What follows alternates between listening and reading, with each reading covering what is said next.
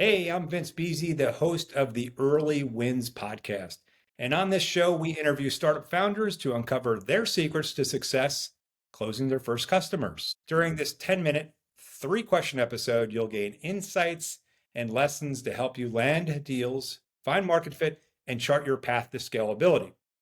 Our guest today is a good friend of mine, Robbie Allen, the co-founder of Bionic Health and a general partner at the Triangle. Welcome to the show, Robbie. Thanks for having me, Vince. Yeah, no problem. So, the premise of this show is to share and enlighten our audience out there with things you went through as an early stage founder. But before we get into that, tell us a little bit about yourself and what you're up to these days. Yeah, so I am currently the co-founder and CEO of Bionic Health, which is a preventative health company. We help people improve their health span or their ability to live healthier for longer. And we've been at that for a couple of years now. It's going really well. Very excited about our progress there. Prior to that, I've started a few other startups. And so I've mostly been in the B2B SaaS world, but now with Bionic, it's kind of my first real more direct to consumer play. Cool. So you may have to go back a little bit to answer this question, but what was the most memorable or consequential deal that you guys did in the past that really helped move the needle for you guys as a first deal? Yeah, so at Automated Insights, this was 2010 to 2017. That was my first startup, and it was one of the first, if not the first, commercial generative AI companies. And so we were generating content, millions of pieces of content a week and across a variety of different types of use cases. Things like automated earnings reports. When a company would announce their earnings, we would automatically generate a story that summarized all of that. Well, the first, maybe or at least the most consequential deal that we did in the early days was with Yahoo. And with that, we had this idea that, where could we apply this technology in a place where people would want literally millions of versions of a story? And that especially was true in the fantasy football world. Fantasy football, the really big online, kind of area. There's a lot of data that's generated, and we figured if we could generate recaps of every fantasy matchup for every player, and there's literally tens of millions of people that play this, that would be big. So we went around to Yahoo, the NFL, ESPN, all the big fantasy football markets, and told them about this new capability and would they be interested in working with us to develop it. And Yahoo was the first big taker, and it was in many ways, and this is kind of one of the sort of stories that I took away from it, is that it was in some ways lucky. And that's how oftentimes, with these early deals, you could do all the right things, you could have all the right people in place, have all the right messaging, but it also in many ways, comes down to finding the right person at the right time. And so the head of Yahoo Sports at the time was a guy by the name of David Geller. And we talked to him. He was great, forward thinking. We convinced him to do a deal with us, and it was just, put us on the map and was really influential for us. And then he left the company, maybe like 6 months after we had done the Oh, deal. And his successor, we'd already got the deal signed. His successor wasn't as big of a fan of us, but we'd already developed the solution and it was wildly successful for their people, their customers. But the guy didn't really like us because he was more of like, we just develop it internally. And so the moral of the story is this hugely successful thing for us and also for Yahoo would have never happened if it had just been 6 months later and we didn't have David there and we had his successor in place. And so I think back to that, again, it's a confluence of a little bit of, good fortune on our end that we just had the right person at the right. yeah. Timing is everything, isn't it? So, follow-up question to that. Now, think a little bit forward in this path that you're on with Automated Insights. What were the lessons you learned, maybe let's say over your first 10 or 20 customers? Like, what were the challenges you were running into, and how did you fix them and address those challenges?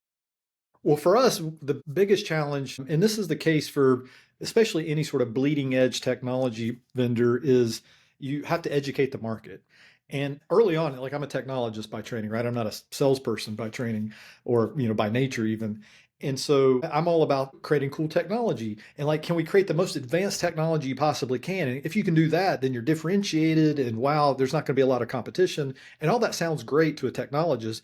But then once you get into the real world and you're trying to sell that, it's actually not so great because now you have to do something called educating the market. Anytime you got to educate the market on your solution, there's friction and there's a barrier to entry. And what that means is you got to convince the person you're talking to kind of see the world in the way that you see it. And that's super hard because most people, they're just going by their day to day. They're inundated by different solutions coming at them. And the ones that they can easily understand and resonates with them, those are the ones they typically move forward with. If you have to make them think and like try to understand, okay, yeah, that's a new way of doing something. And then, then maybe they have to convince other people internally, that's super hard. So another big takeaway from automated insights is that it's, while there's some advantages to having, a technology that's very differentiated and new, it's also super hard because you got to educate the market. And for all of those initial customers, we were, now it's kind of taken for granted. Like, of course you can produce content automatically. Back then, we would give people, sample output and they would say, well, who wrote that? And we'd say, well, no one wrote it. It was our software generated it. And they're like, but somebody wrote the words, right? I mean, software can't write words. And so it just became this kind of almost comical, situation inside of every customer. Is like, no, actually software can Yeah. write words.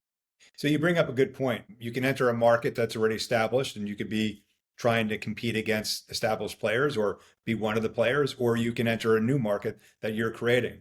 I'm curious, as an entrepreneur, as a founder, do you have a preference of which direction to go into? Yeah, it's funny because like all of the companies I've started have all been vastly different, right? And partly just because I like doing new things periodically and I like trying new challenges.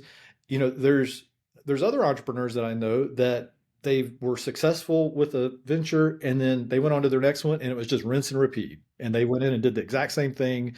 And they already knew the market, they'd already had the contacts, and they went on and were successful that way. Again, my curiosity has me wanting to do different things and learn new markets. But as an entrepreneur, it's way more efficient just to go in and repeat something that you already know really well.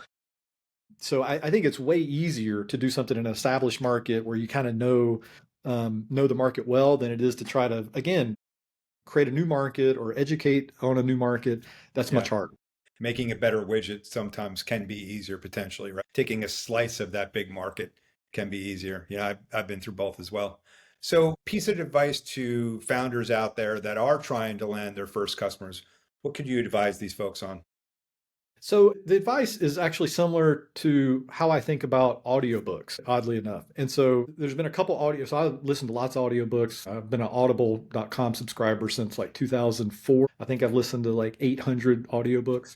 And hands down, the best audiobooks are read by the author. It's almost never the case. I don't care how, like unpolished the person is. It's almost never better read by someone else. It's Interesting. always better by the author. And that's how I think about sales in the early days for a founder. It's almost always better for the founder to be leading the sales process until you've had those first 10 customers or whatever, thinking that you're just going to bring somebody in and you can kind of punt on the sales question and leave it to them. That's almost always the wrong move. Now, again, not to say maybe you don't have somebody that helps you, but the founder or founders need to be involved in all of those early sales. I think that's the best way to get the product market fit. That's a great analogy. By the way, is that true, by the way? Is that factual that authors that read their own audio have higher, is there any kind of statistic that backs it up? Or is that Yeah, just a it's a great personal? fact. I've read, a number of people have said similar things online. There, you or in comments of if you look at the books, a lot of the comments are like, "Oh, it was a good book," but you get these professional Yeah, yeah, yeah. readers that they're fine. But again, it's just much better to have it from the source.